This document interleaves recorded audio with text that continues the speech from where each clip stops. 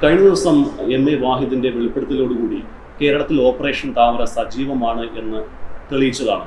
കോൺഗ്രസ് നേതാക്കളെ ഇങ്ങനെ ചാക്കിട്ട് പിടിക്കാൻ ബി.ജെ.പി. നേതാക്കൾ കേരളത്തിൽ തമ്പടിച്ചിരിക്കുന്ന ഒരു സാഹചര്യത്തിൽ കേരളത്തിന്റെ ഒരു രാഷ്ട്രീയ സാഹചര്യത്തെ എങ്ങനെയാണ്? ഇന്ത്യൻ രാഷ്ട്രീയത്തിൽ കോൺഗ്രസും ബി.ജെ.പിയും തമ്മിലുള്ള അതിർത്തി രേഖ നേരിയതായി മാറിക്കൊണ്ടിരിക്കുക. അപ്പോൾ അതുകൊണ്ട് സൗകര്യം അനുസരിച്ച് എങ്ങോട്ടും ചാടുന്നതിന് എല്ലാവർക്കും ചാടാൻ ഇപ്പോൾ ഒരു പാർട്ടി ഉള്ളതായി ബി.ജെ.പി. അങ്ങനെ വന്നിരിക്കുക. പക്ഷേ അങ്ങനെ ബി.ജെ.പി. എത്ര കാലം നിൽക്കും അതും നമുക്ക് ആലോചിക്കേണ്ട കാര്യമാണ്. അതുകൊണ്ട് ഈ നയങ്ങളുടെയും നടപടികളുടെയും കാര്യത്തിൽ കോൺഗ്രസും ബി.ജെ.പിയും തമ്മിൽ സാമ്പത്തിക നയങ്ങളുടെ കാര്യത്തിൽ വലിയ വ്യത്യാസം പറയാനില്ല. പക്ഷേ മതനിരപേക്ഷ രാഷ്ട്രീയം ഉയർത്തിപ്പിടിക്കുന്ന കോൺഗ്രസ്സുകാർക്ക് വളരെ വേഗം മതരാഷ്ട്രവാദം ഉന്നയിക്കുന്ന ബി.ജെ.പിയിൽ എങ്ങനെ കയറാൻ കഴിയും എന്നത് ചർച്ചാ വിഷയമാക്കേണ്ടതാണ്. ഈ ശക്തമായ ത്രികോണ പോരാട്ടം നടക്കുന്ന ഒരു മണ്ഡലമാണ് നേമം. ഇത്തവണ രാഷ്ട്രീയ കേരളത്തിന് ശ്രദ്ധ മുഴുവൻ അവിടെയാണ്. കെ എം മുരളീധരൻ മത്സരരംഗത്ത് വന്നതോടുകൂടി. പക്ഷേ ബി.ജെ.പി. പറയുന്നു ഇപ്പോൾ കോൺഗ്രസും ബി.ജെ.പി. തമ്മിലാണ് മത്സരം, ശിവൻകുട്ടി അവിടെ ചിത്രത്തിലേ ഇല്ല എന്നൊക്കെയാണ്. എങ്ങനെ നോക്കുക? അതിപ്പോൾ നമ്മൾ ചില കടകളിൽ ഷോക്കേസിൽ ചിലപ്പോൾ ഒരു പീസ് ഇങ്ങനെ പ്രദർശനത്തിന് വെക്കും. കേരളത്തിൽ ബി.ജെ.പിയും കോൺഗ്രസും തമ്മിൽ ധാരണയില്ല എന്ന് തെളിയിക്കാനുള്ള ആ ഷോക്കേസിലെ ഒരു പീസാണ് ഈ നിയമം. ആ നിയമത്ത് കോൺഗ്രസിൻ്റെ വോട്ട് കോൺഗ്രസ് പിടിച്ചാൽ അവിടെ LDF ജയിക്കും. കോൺഗ്രസിൻ്റെ വോട്ട് കോൺഗ്രസ് പിടിക്കാതെ ബി.ജെ.പിക്ക് പോകുമ്പോഴാണ് ബി.ജെ.പി. ജയിക്കുന്നത്. അതുകൊണ്ട് മുരളീധരൻ നിൽക്കട്ടെ, നിന്ന് കോൺഗ്രസിൻ്റെ വോട്ട് പിടിക്കട്ടെ, അവിടെ ശിവൻകുട്ടി ജയിക്കും. Okay, BJP. സംസ്ഥാന അധ്യക്ഷൻ കെ സുരേന്ദ്രൻ പറഞ്ഞു 35 സീറ്റുകൾ കേരളത്തിൽ ഞങ്ങൾ നേടിക്കഴിഞ്ഞാൽ അധികാരത്തിലെത്തുമെന്നാണ്. ഇങ്ങനൊരു പ്രസ്താവനയെ നമ്മൾ ഏത് രീതിയിൽ നോക്കിക്കാണും? അതൊരു പിന്നെ നമുക്ക് പറയുമ്പോൾ രാഷ്ട്രീയത്തെക്കുറിച്ച് വലിയ ധാരണയില്ലാത്ത ഒരാൾ പറഞ്ഞതായിട്ട് നമുക്ക് കൂട്ടാൻ പറ്റും. ഇത് കേരളം ഗോവ ഒന്നുമല്ല, അല്ല ഇന്ത്യയിലെ മറ്റു പല സംസ്ഥാനങ്ങളിലുമല്ല. ജയിച്ചത് കോൺഗ്രസ്, അധികാരത്തിൽ വരുന്നത് ബി.ജെ.പി. ഇവിടെ അങ്ങനെയൊന്നും ആയാറാം ഗയാറാംമാരെ അങ്ങനെ കിട്ടും എന്ന് വിശ്വസിക്കുന്നു. ഒരുപക്ഷെ കോൺഗ്രസ്സിലുള്ള അമിതമായ പ്രതീക്ഷയായിരിക്കാം സുരേന്ദ്രനെ അങ്ങനെയൊന്നും പറയാൻ പ്രേരിപ്പിച്ചത്. പക്ഷെ എന്നാലും കേരളത്തിലെ ജനങ്ങൾ അത് അംഗീകരിക്കും എന്ന് ഞാൻ വിശ്വസിക്കുന്നു. ഈ ഒരു തെരഞ്ഞെടുപ്പോടുകൂടി ബി.ജെ.പിയുടെ ഭാവി എന്തായിരിക്കും കേരളത്തിൽ? ബി.ജെ.പി. അവർക്ക് സാധാരണ ഓരോ ഇലക്ഷൻ കഴിയുന്തോറും അവർ കുറച്ച് വോട്ട് വർദ്ധിപ്പിക്കുന്നുണ്ട്. വീണ്ടും അവരുടെ വോട്ട് ഷെയർ വർദ്ധിക്കാൻ സാധ്യതയുണ്ട്. ഓക്കെ, പ്രമുഖരായിട്ടുള്ള കുറേ ആളുകൾ ബി.ജെ.പിയിൽ ചേർന്നിട്ടുണ്ട്. കുറച്ച് സ്ഥലങ്ങളിൽ ഒരു CPM-ന്റെ ബൂത്ത് കമ്മിറ്റി വരെ പിടിച്ചെടുക്കുന്നു. ഇങ്ങനെ വരുമ്പോൾ ബി.ജെ.പിക്ക് വലിയ സ്വാധീനം ഉണ്ടാകുകയല്ലേ കേരളത്തിൽ? ഇത് ആർക്കാണ് ദോഷം ചെയ്യുക? അത് പലതരത്തിലും അതിനെ നമുക്ക് കാണേണ്ടി വരും. ബി.ജെ.പി. അങ്ങനെ അവരുടെ നില പഴയതിൽ നിന്ന് മെച്ചപ്പെടുത്തിയിട്ടുണ്ട് എന്നുള്ളതല്ലാതെ കേരളത്തിൽ അമിതമായ സ്വാധീനമുള്ള ഒരു പാർട്ടിയായിട്ടൊന്നും ബി.ജെ.പി. വന്നിട്ടില്ല. പക്ഷെ ഒരുപാട് ആളുകൾ ബി.ജെ.പിയിലേക്ക് പോകുന്നുണ്ടല്ലോ. കോൺഗ്രസ് നേതാക്കൾ ഉൾപ്പെടെ പോകുന്നുണ്ട്. ഇടതുമുന്നണിയിൽ ഉണ്ടായിരുന്ന ആളുകൾ അവരുടെ സ്ഥാനാർത്ഥിയാകുന്നു. അങ്ങനെ വരുമ്പോൾ അവരുടെ സ്വാധീനം വർദ്ധിക്കുന്നു. ഇത്തവണ 1-2 സീറ്റുകൾ ഒരുപക്ഷെ നേടിക്കഴിഞ്ഞാൽ കൂടുതൽ ആളുകൾ അവസരവാദികൾ എല്ലാ പാർട്ടികളിലും ഉണ്ട് എന്നാണ് അത് തെളിയിക്കുന്നത്. അവർക്ക് പ്രത്യയശാസ്ത്രപരമായ എന്തെങ്കിലും അടിത്തറയുണ്ടെങ്കിൽ ബി.ജെ.പിയുടെ രാഷ്ട്രീയത്തിൻ്റെ പിന്നാലെ അവർ പോകും. അപ്പോൾ അവർ അത്ര രാഷ്ട്രീയമായ ധാരണകളോടെയല്ല ഏത് പാർട്ടി നിന്നാലും നിൽക്കുന്നത് എന്നാണ് അതിൻ്റെ അർത്ഥം. ഓക്കെ, ശബരിമല ഈ തെരഞ്ഞെടുപ്പിൽ ചർച്ചാ വിഷയമാകില്ല എന്ന് താങ്കൾ സൂചിപ്പിച്ചു. സർക്കാരിൻ്റെ വികസന പദ്ധതികൾക്കപ്പുറം എന്തൊക്കെ കാര്യങ്ങളായിരിക്കും ഈ തെരഞ്ഞെടുപ്പിൽ? സർക്കാരിൻ്റെ വികസന പദ്ധതികളും ഇനി വരാൻ പോകുന്ന, നാളെ ഞങ്ങൾ പ്രസിദ്ധീകരിക്കാൻ പോകുന്ന പ്രകടന പത്രികയിൽ ഞങ്ങൾ മുന്നോട്ട് വയ്ക്കുന്ന ഇനങ്ങളും. മതനിരപേക്ഷത എന്നത് ഒരു പ്രധാനപ്പെട്ട കാര്യമാണ് എന്ന് ചിന്തിക്കുന്ന ജനങ്ങളാണ് കേരളത്തിലുള്ളത്. അത് തകർക്കാനുള്ള ശ്രമമാണ് ബി.ജെ.പി. നടത്തിക്കൊണ്ടിരിക്കുന്നത്.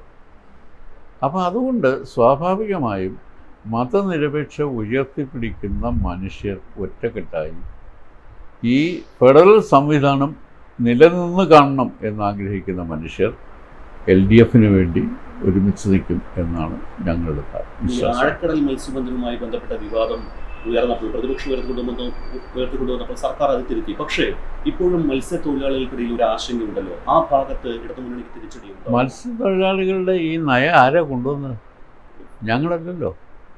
ആഴക്കടൽ മത്സ്യബന്ധനത്തെ സംബന്ധിച്ച് നിയമം കൊണ്ടുവന്നത് കോൺഗ്രസ്സാണ്. ഇപ്പോൾ ആ നയമാണ് BJP തുടരുന്നത്.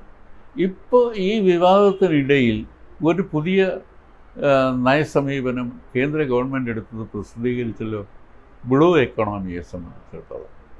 അത് വായിച്ചു നോക്കിയിട്ടുണ്ടോ? അത് മത്സ്യത്തൊഴിലാളിക്ക് ഗുണമുള്ളതാണ്. ആഴക്കടൽ മത്സ്യബന്ധനവും ഇതുപോലെയുള്ള എല്ലാം കോർപ്പറേറ്റ് മൂലധന ശക്തികൾക്ക് അടിയറ വയ്ക്കുന്ന ഒരു നിലപാടാണ് ഇന്ത്യയിലെ ഈ രാഷ്ട്രീയ കക്ഷികൾ രണ്ടും സ്വീകരിച്ചുകൊണ്ടത്. ഈ മത്സ്യത്തൊഴിലാളികളോടൊപ്പം ദേശീയ അടിസ്ഥാനത്തിൽ സമരം ചെയ്യാനും അവർ മനുഷ്യച്ചങ്ങല പിടിക്കാനും ഉണ്ടായിരുന്നത് ലെഫ്റ്റ് മാത്രമാണ്. മത്സ്യത്തൊഴിലാളിക്ക് അതൊക്കെ അറിയാം. ഈ തദ്ദേശ തെരഞ്ഞെടുപ്പിന് മുൻപ് സ്വർണ്ണക്കടത്ത് കേസ് വലിയേറെ ചർച്ചയാകുകയും വിവാദങ്ങൾ ഉണ്ടാക്കുകയും പ്രതിഷേധങ്ങളൊക്കെ അലയടിച്ചിരുന്നു. പക്ഷേ തദ്ദേശ തെരഞ്ഞെടുപ്പിൽ ഇടതുമുന്നണിക്ക് വലിയ വിജയം ഉണ്ടായപ്പോൾ അതൊന്നും ഉണ്ടായിരുന്നില്ല. ആ പ്രതിഷേധം അങ്ങ് കെട്ടടങ്ങി. ഇപ്പോൾ നിയമസഭാ തെരഞ്ഞെടുപ്പ് അടുത്ത ഘട്ടത്തിൽ ഡോളർ കടത്ത് കേസുമായി ബന്ധപ്പെട്ട് ആരോപണത്തിന്റെ കുന്തമന മുഖ്യമന്ത്രിയിലേക്ക് എത്തുന്നു. ഇത് എങ്ങനെ വേണം നമ്മൾ നോക്കി? അത് കേന്ദ്ര ഏജൻസികളെ ഉപയോഗിച്ച് ഈ തിരഞ്ഞെടുപ്പിൻ്റെ കാലത്ത് എന്തെങ്കിലും ഒരു പുകമറ പരത്തി അതിൽ നിന്ന് LDFനെതിരെ ഒരു കാര്യം അല്ലെങ്കിൽ എതിരെ ഒരു കാര്യം ഒരു പ്രചരണത്തിലേക്ക് കൊണ്ടുവരാനുള്ള ശ്രമമാണ്. അത് കേന്ദ്ര ഏജൻസികൾ, കേന്ദ്ര ഗവൺമെൻറ്റും സംസ്ഥാനത്തെ പ്രതിപക്ഷ പാർട്ടികളും എല്ലാം ആ കാര്യത്തിൽ ഒരുമിച്ചാണ് നിൽക്കുന്നത്. പക്ഷേ എന്ത് സംഭവിച്ചു ഈ കേസിന്? എല്ലാ ദേശീയ ഏജൻസികളും ഒന്ന് അന്വേഷിച്ചില്ലേ? എവിടെ പോയി? മാസങ്ങൾ എത്രയായി? ആരാണ്? അവരെല്ലാം ജാമ്യം എടുത്ത് പോയി. കേസ് എവിടെ പോയി? ഇപ്പോൾ പുതിയ ഇതിൻ്റെ പ്രധാനപ്പെട്ട കേസ് അന്വേഷണമില്ല, അതിൻ്റെ പുതിയ സൈഡ് സ്റ്റോറികളൊക്കെ അന്വേഷിച്ച് അത് ഇങ്ങനെ പത്രങ്ങളിലൊക്കെ കൊടുത്ത് മാധ്യമ ശ്രദ്ധ കൊണ്ടുവന്ന് അങ്ങനെ ഒരു ഗവൺമെൻറ്റിനെതിരെ ഒരു വലിയ ഗൂഢാലോചനയാണ് കേന്ദ്ര ഗവൺമെൻറ് ദേശീയ ഏജൻസികളെ ഉപയോഗിച്ച് നടത്തിക്കൊണ്ടിരിക്കുന്നത്. അത് ജനങ്ങൾക്ക് മനസ്സിലായിട്ടുണ്ട്. അത് ഞങ്ങൾ ജനങ്ങളുടെ മുന്നിൽ തുറന്നു പറഞ്ഞ് മുന്നോട്ട് പോകും. ഈ ഡോളർ കടത്തും സ്വർണ്ണക്കടത്ത് കേസും എല്ലാം സർക്കാരിന് ഏതെങ്കിലും തരത്തിൽ ഡോളർ കടത്തുന്നുണ്ടെങ്കിൽ, സ്വർണം കടത്തുന്നുണ്ടെങ്കിൽ അതൊന്നും ഞങ്ങളുടെ സംസ്ഥാന ഗവൺമെൻറ്റിന് നിയന്ത്രണപ്പെട്ട കാര്യമില്ലല്ലോ. അത് അവർ കേസെടുക്കാത്തതിന് ആരോ ഉത്തരവാദികൾ? അവർ കേസെടുക്കാതെ. ഇപ്പോൾ ഈ തിരുവനന്തപുരത്ത് സ്വർണ്ണക്കടത്തുണ്ടായതിന് ശേഷം കേരളത്തിൽ എത്ര സ്വർണ്ണക്കടത്തുണ്ടായി? കസ്റ്റംസ് ആരുടെ നിയന്ത്രണത്തിലുള്ളതാണ്? ആരുടെ കഴിവുകേടാണത്? ഇത് കേന്ദ്ര ഗവൺമെൻറ്റിൻ്റെ, അവരുടെ ഏജൻസികളുടെ സംവിധാനത്തിൻ്റെ കഴിവുകേടാണ് എന്ന് നാട്ടിൽ ജനങ്ങൾക്കെല്ലാം അറിയാം. അതിന് ഈ ഗവൺമെൻറ്റിനെ പറഞ്ഞിട്ട് എന്ത് കാര്യം? ഞങ്ങളതിലൊന്നും കക്ഷിയല്ല. ഞങ്ങളുടെ ഗവൺമെൻറ്റിന് ആ കാര്യങ്ങളിലൊന്നും അധികാരമില്ല. ഡോളറിൻ്റെ വിദേശ നാണയത്തിൻ്റെ വിനിമയവുമായി ബന്ധപ്പെട്ട് അങ്ങനെ കേസുണ്ടെങ്കിൽ ഇന്ത്യ ഗവൺമെൻറ് കേസെടുക്കട്ടെ. അതിന് മറ്റുള്ളവർ എന്തിനാണ് പറയുന്നത്? തെറ്റുണ്ടെങ്കിൽ കേസെടുക്കട്ടെ. അതൊക്കെ അവർക്ക് കഴിയുന്ന കാര്യമില്ലേ? അതങ്ങ് ചെയ്താൽ പോരെ. അതിനിങ്ങനെ പറഞ്ഞുകൊണ്ടിരിക്കണം. ഈ ഏപ്രിൽ മാസം 6-ാം തീയതി വരെ ഇതിങ്ങനെ പറഞ്ഞുകൊണ്ടിരിക്കും. കാരണം ഈ തെരഞ്ഞെടുപ്പിൽ ഈ ഗവൺമെൻറ്റിനെതിരെ ജനകീയ അഭിപ്രായം വളർത്തുന്നതിനുള്ള ഒരു മാർഗമായി കേന്ദ്ര ഏജൻസികളെ ഉപയോഗിക്കുകയാണ് അവർ ചെയ്യുന്നത്. ഞങ്ങളത് നേരത്തെ പറഞ്ഞു. തെരഞ്ഞെടുപ്പ് വരെ ഇവരിങ്ങനെ വട്ടം സെക്രട്ടേറിയറ്റിൻ്റെ മുന്നിൽ കറങ്ങിക്കൊണ്ടിരിക്കും. അതാണ് ഇപ്പോൾ നടക്കുന്നത്. ഈ ഐഫോൺ വിവാദത്തിൽ കോടിയേരി ബാലകൃഷ്ണന്റെ ഭാര്യയെ സംശയനിലയിലാക്കിയ സംഭവം ഉണ്ടായിരുന്നു. താങ്കൾ അതിന് മറുപടി പറയുകയും ചെയ്തു. എങ്കിലും അതിന് ഏത് രീതിയിൽ വേണം നോക്കിക്കാണാം? ഇതൊക്കെ ഇത്ര വലിയ കാര്യങ്ങളാണോ? ആരൊക്കെ ഐഫോൺ വാങ്ങിക്കുന്നു, ആരൊക്കെ ഉപയോഗിക്കുന്നു? ഇത് മറ്റൊരു കേസുമായിട്ട് ബന്ധപ്പെട്ട ഒരു കാര്യത്തിൽ അയാൾ ആർക്കോ കൊടുത്തു എന്ന് പറയുന്ന ഫോൺ ആരുടെയോ കയ്യിലുണ്ട്. അതാണോ വലിയ പ്രധാനപ്പെട്ട കാര്യം? അതോ അങ്ങനെ ഉണ്ടെങ്കിൽ ഇതെല്ലാം കണ്ടുപിടിക്കാനുള്ള മാർഗങ്ങളില്ലേ? അവർ നടപടിയെടുക്കണം, നിയമ നടപടി എടുക്കട്ടെ. ഇടതുമുന്നണിയിലെ പല തെറ്റായ കാര്യങ്ങൾക്കെതിരെയും ശക്തമായിട്ട് ചോദ്യം ഉയർത്തുന്ന ഒരു നേതാവാണ് താങ്കൾ. പക്ഷേ പിന്നീടെല്ലാം അതിന് പിന്മാറുന്നതായി കാണുന്നുണ്ട്. അതെന്തുകൊണ്ടാണ്? ഇടതുപക്ഷ ജനാധിപത്യ മുന്നണിയുടെ നയങ്ങൾക്കെതിരെ ഞാൻ ചോദ്യം ഉയർത്താറില്ല. പക്ഷേ ഒരു ഇന്ത്യയിൽ ലെഫ്റ്റ് അംഗീകരിക്കുന്ന പൊതുരാഷ്ട്രീയത്തിൽ നിന്ന് ഈ ഗവൺമെൻറ് മാറുന്ന സന്ദർഭങ്ങളിൽ അത് പാടില്ല എന്ന് പറയാറുണ്ട്. അതിനിയും പറയും. ഞാൻ പറയുന്നത് ശരിയാണ് എന്ന് എൻ്റെ കൺവിക്ഷൻ്റെ അടിസ്ഥാനത്തിൽ ഞാനിത് പറയുന്നു. ഭരണ തുടർച്ച ഉണ്ടാകുമെന്ന് പറയുന്നു. ഭരണ തുടർച്ച ഉണ്ടായിക്കഴിഞ്ഞാൽ മുഖ്യമന്ത്രിക്കും തുടർച്ച ഉണ്ടാകും. നിശ്ചയമായിട്ടും അത് CPM ആണ് അവരുടെ മുഖ്യമന്ത്രി ആര്, LDFൻ്റെ മുഖ്യമന്ത്രി ആര് എന്ന് തീരുമാനിക്കേണ്ടതെങ്കിലും ഇന്നത്തെ നിലയിൽ സഖാവ് പിണറായി വിജയൻ തന്നെയായിരിക്കും കേരളത്തിൻ്റെ മുഖ്യമന്ത്രി എന്ന് പൊതുവിൽ നമുക്ക് കണക്കാക്കാൻ പറ്റും. ഈ PSC ഉദ്യോഗാർത്ഥികളുടെ സമരം സർക്കാരിൻ്റെ അവസാന കാലഘട്ടത്തിൽ വലിയ ചർച്ചയായതാണ്. വലിയ പ്രക്ഷോഭങ്ങളും സെക്രട്ടേറിയറ്റിന് മുന്നിൽ നടന്നു. അവിടെ സർക്കാരിന് ശരിക്കും തെറ്റുപറ്റിയില്ല. സർക്കാരിന് എന്താ തെറ്റുപറ്റി? കേരളത്തിൽ നിലവിലുള്ള PSC റാങ്ക് ലിസ്റ്റ് ഉള്ള ആളുകൾക്കെല്ലാം ജോലി എടുക്കാമെന്ന് ഉമ്മൻചാണ്ടി രമേശ് ചെന്നിത്തല പറഞ്ഞു. അങ്ങനെ കൊടുക്കാൻ പറ്റുമോ? അങ്ങനെ കൊടുക്കാൻ പറ്റിയില്ല. ഒരാളിനെ ആവശ്യമുണ്ടെങ്കിൽ എത്ര പേരെയാണ് റാങ്ക് ലിസ്റ്റ് ഇടുന്നത്? അത് നരേന്ദ്ര കമ്മീഷൻ്റെ റിപ്പോർട്ടിന് ശേഷം ഇത് റാങ്ക് ലിസ്റ്റിൻ്റെ കാലാവധി, റാങ്ക് ലിസ്റ്റിൻ്റെ എണ്ണം വലുതായി, വലിയ റാങ്ക് ലിസ്റ്റുകളായി. അപ്പോൾ അതിൽ നോട്ടിഫൈ ചെയ്യുന്ന വേക്കൻസികൾ അല്ലെങ്കിൽ യഥാർത്ഥത്തിൽ ആവശ്യമുള്ള വേക്കൻസികൾ അത് മാത്രമേ എടുക്കാൻ പറ്റുള്ളൂ. അവർക്ക് റാങ്ക് ലിസ്റ്റിന് കാലാവധിയുണ്ട്. ഞങ്ങളുടെ സർക്കാരിൻ്റെ കാലത്ത് ആദ്യം ഞങ്ങൾ നീട്ടിക്കൊടുത്തു, പിന്നീട് ഒരു റാങ്ക് ലിസ്റ്റും കാലാവധി നീട്ടിയിട്ടില്ല. എന്തുകൊണ്ടാണ് നീട്ടാത്തത്? വീണ്ടും ലക്ഷക്കണക്കിന് ആളുകൾ പരീക്ഷ എഴുതാനിരിക്കുക. അപ്പോൾ ഇത് നീട്ടിപ്പോയതുകൊണ്ട് കാര്യമില്ല. അപ്പോൾ ഇത് ഇപ്രാവശ്യം ഞങ്ങൾ 6 മാസം നീട്ടാൻ തീരുമാനിച്ചു. അതെന്തുകൊണ്ട്? കോവിഡ് കാലത്ത് ഈ നിയമനങ്ങൾ 1,57,000 പേരെ നിയമിച്ചെങ്കിലും കുറച്ച് ആളുകളെ കൂടി നിയമിക്കാൻ പറ്റും. അത് റിട്ടയർമെൻറ്റ് വേക്കൻസി വരുന്നത് മാർച്ച്, ഏപ്രിൽ, മെയ് മാസങ്ങളിലാണ്. അതുകൊണ്ടാണ് ഓഗസ്റ്റ് വരെ റാങ്ക് ലിസ്റ്റ് നീട്ടിയത്. അത്രയും ചെയ്ത ഒരു ഗവൺമെൻറ് കാലാവധി കഴിഞ്ഞ ഒരു റാങ്ക് ലിസ്റ്റിന് ആളിനെ നിയമിക്കണം എന്ന് പറഞ്ഞ് സമരം ചെയ്തുകൊണ്ട് ഗവൺമെൻറ് തെറ്റാവും? ഗവൺമെൻറ് ചെയ്ത് തെറ്റാവുകയില്ല.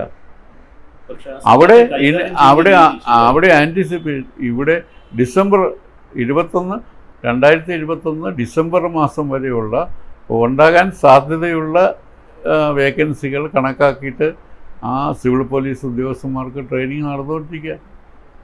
അപ്പോൾ പിന്നെ ബാക്കി ഇനി എവിടെ നിയമിക്കും? സർക്കാർ എന്ന് പറയുന്നത് റാങ്ക് ലിസ്റ്റിൽ വരുന്നവരെല്ലാം നിയമിക്കാനില്ല. അത് അതിൻ്റെ മാനദണ്ഡത്തിൻ്റെ അടിസ്ഥാനത്തിൽ, കമ്മ്യൂണൽ റൊട്ടേഷൻ്റെ അടിസ്ഥാനത്തിൽ നിയമിക്കുക എന്നുള്ളതാണ്. അത് സ്ഥിരമായിട്ടുള്ളൊരു സംവിധാനമുണ്ട്. അത് സമരം ചെയ്തതുകൊണ്ട് അത് മാറ്റാൻ പറ്റിയില്ല. പക്ഷേ ഉദ്യോഗാർത്ഥികളോട് സർക്കാർ നയം കൃത്യമായി പറയാതെ, അവരെ ഒന്ന് ചർച്ചയ്ക്ക് പോലും വിളിപ്പിക്കാതെ മന്ത്രിമാരുടെ ഭാഗത്ത് ഞാൻ ചോദിക്കട്ടെ, 4000-ലധികം റാങ്ക് ലിസ്റ്റുകൾ കേരളത്തിലുണ്ട്. എല്ലാവരും ഇങ്ങനെ സമരം തുടങ്ങിയാൽ ഈ മുഖ്യമന്ത്രി എന്ത് ചെയ്യും? എത്ര ചർച്ച നടത്തണം ഒരു ദിവസം തന്നെ? ഇതൊക്കെ പ്രാക്ടിക്കലല്ലാത്ത കാര്യങ്ങൾ. നിങ്ങൾ മാധ്യമങ്ങൾ ഇത്തരം കാര്യങ്ങൾക്ക് ഗവൺമെൻറ്റിനെതിരായി എങ്ങനെ തിരിക്കാം എന്നുള്ളതിനെക്കുറിച്ച് ആലോചിച്ച് ഗവേഷണം നടത്തി കൊണ്ടുവരുന്ന ഒരു കാര്യമാണ്. അല്ലാതെ അതിൻ്റെ അകത്തൊന്നും ഇത് യഥാർത്ഥത്തിൽ ആളുകൾക്ക് ജോലി കിട്ടാം എന്നത് ന്യായം, അവർക്ക് പ്രതിഷേധിക്കാനുള്ള അവകാശവും ന്യായം. അതല്ലാതെ ഇങ്ങനെയുള്ള 4000-ലധികം റാങ്ക് ലിസ്റ്റുകളുണ്ട്, 1,57,000 ആളുകളെ നിയമിച്ചു, ബാക്കിയുള്ളത് ടെസ്റ്റ് നടത്താൻ പോകുന്നു. ആത്മാർത്ഥതയോടെ ഒരു നിയമന നിരോധനം എടുത്തു കളഞ്ഞിട്ടാണ് ഈ ഗവൺമെൻറ് വന്നത്. ഇന്ന് ഇപ്പം എല്ലാവരെയും നിയമിക്കുമെന്ന് പറയുന്നവർ 5 വർഷം അധികാരത്തിൽ ഇരുന്നപ്പോൾ ഇവിടെ നിയമന നിരോധനമായിരുന്നു. അത് എടുത്തു കളഞ്ഞിട്ടാണ് ഈ ഗവൺമെൻറ് വന്നത്. അതുകൊണ്ട് അതിലൊന്നും യാതൊരു കാര്യമില്ല. ഇതൊക്കെ രാഷ്ട്രീയമാണ്. മാണി സി കാപ്പൻ മുന്നോട്ട് പോയത് ഏതെങ്കിലും രീതിയിൽ ഇടതുമുന്നണിയെ ബാധിക്കും? ഇല്ല, അത് വിട്ടുപോകരുതാത്ത ഒരു കാര്യമായിരുന്നു. അതിനുള്ള സാഹചര്യം അങ്ങനെയായിപ്പോയി. അദ്ദേഹത്തിൻ്റെ ആവശ്യം ന്യായമായിരുന്നു എന്ന് തോന്നുന്നുണ്ടോ? ഇല്ല, അദ്ദേഹത്തിൻ്റെ ആവശ്യം, ഞങ്ങളതിന് ചർച്ചകളൊന്നും ആരംഭിക്കുന്നതിന് മുമ്പാണ് അദ്ദേഹം മുന്നണി വിടാൻ തീരുമാനിച്ചത്. അദ്ദേഹം മുന്നണി വിട്ടു പോയി കഴിഞ്ഞതിന് ശേഷമാണ് LDFൽ ഉപേക്ഷിച്ച് ചർച്ചകൾ തന്നെ ആരംഭിച്ചത്. അതുകൊണ്ട് അത് കുറച്ച് നേരത്തെയുള്ളൊരു നടപടിയായി പോയി എന്ന് എനിക്ക് തോന്നുന്നു. ഈ ദേശീയ രാഷ്ട്രീയത്തിലേക്ക് നോക്കുകയാണെങ്കിൽ കർഷകർ സമരം 3 മാസം പിന്നിട്ടു. ഇന്ധന വില കുതിച്ചുയരുന്നു, ഗ്യാസിന് വില കുതിച്ചുയരുന്നു. പ്രക്ഷോഭങ്ങൾ വലിയ തോതിലോട്ട് കടക്കുന്നില്ല. മോദി സർക്കാരിനെതിരെ പ്രതിഷേധങ്ങൾ കുറഞ്ഞു പോകുന്നത് പ്രതിപക്ഷത്തിൻ്റെ കുറവതിനെയാണ്. അല്ല, ഈ ഒരു രാജ്യത്തെ കൃഷിക്കാർ മുഴുവൻ രാജ്യ തലസ്ഥാനത്ത് 3 മാസത്തിലധികമായി അവരവിടെ വന്നിരുന്നാൽ അതിന് ജനങ്ങളുടെ പിന്തുണ രാജ്യത്തൊട്ടാകെ ഏറുകയാണ്. അത്തരമൊരു സമരത്തിൽ അത് സമരമല്ല എന്ന് പറയാൻ പറ്റുമോ? ആ സമരം എത്ര ശക്തമായ ഒരു സമരമാണ്. ഗവൺമെൻറ് എത്ര പ്രാവശ്യം അവരോട് ചർച്ച ചെയ്തു, ഞങ്ങൾ പുറകോട്ട് പോകാമെന്ന് പറഞ്ഞു. ഈ കർഷക വിരുദ്ധമായ നിയമം പിൻവലിക്കണം എന്ന ആവശ്യം ഉന്നയിച്ചുകൊണ്ടാണ് അവർ സമരം ചെയ്തത്. അതുപോലെ തന്നെ ഇന്ത്യയിലെ തൊഴിലാളികൾ 11 സെൻട്രൽ ട്രേഡ് യൂണിയനിൽപ്പെട്ട തൊഴിലാളികൾ അവർ പണിമുടക്കി ഗവൺമെൻറ്റിനോട് നിങ്ങളുടെ തൊഴിലാളി രംഗത്ത് സ്വീകരിക്കുന്ന നയങ്ങൾക്കെതിരാണ് എന്ന് പറഞ്ഞു, പബ്ലിക് സെക്ടർ വിറ്റഴിക്കുന്നതിനെതിരാണ് എന്ന് പറഞ്ഞു. ഇതെല്ലാം പറഞ്ഞ പോലെ പിന്നെന്ത് ചെയ്യണം? അതെല്ലാം വ്യവസ്ഥാപിതമായ സമരങ്ങളാണ് നടന്നുകൊണ്ടിരിക്കുന്നത്. ആ സമരങ്ങൾ ഒരു അക്രമത്തിൻ്റെ വഴിയിലോ മറ്റ് തെറ്റായ രീതിയിലോ പോയി കഴിഞ്ഞാലാണ് അതിനെ അടിച്ചമർത്താൻ പറ്റുന്നത്. അതിനുള്ള സൗകര്യം ഗവൺമെൻറ്റിനുണ്ടാകുന്നില്ല എന്നത് ശരിയാണ്. എന്തായാലും വളരെയധികം